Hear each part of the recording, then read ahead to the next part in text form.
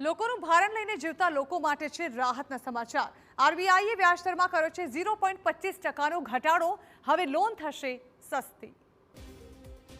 Loan ધારકો માટે સારા સમાચાર સામે આવ્યા છે, કારણ કે આરબીઆઈએ રેપો રેટમાં ઘટાડો કર્યો છે, જેનો ફાયદો લાખો લોકોને થશે। આરબીઆઈએ રેપો રેટ 0.25%થી ઘટાડીને 5.25% કર્યો છે। આવનારા દિવસોમાં હોમ અને ઓટો જેવી લોન 0.25% સુધી સસ્તી થઈ જશે અને વર્તમાન ઈએમઆઈ પણ ઘટશે, એટલે કે 20 વર્ષમાં 20 લાખની લોન પર લગભગ 74,000 રૂપિયાનો ફાયદો થશે। આ ઘટાડાનો નિર્ણય મોનેટરી પોલિસી કમિટીની 3 થી 5 ડિસેમ્બર સુધી ચાલેલી બેઠકમાં લેવામાં આવ્યો। જ્યારે આરબીઆઈ રેપો રેટ ઘટાડે છે, ત્યારે બેંકોને સસ્તી લોન મળે છે અને તેઓ આ લાભ ગ્રાહકો સુધી પહોંચાડે છે। મહત્વનું છે કે આ વર્ષે 4 વખત રેપો રેટ ઘટ્યો છે। આરબીઆઈએ ફેબ્રુઆરીમાં વ્યાજદરોને 6.5%થી ઘટાડીને 6.25% કર્યા હતા।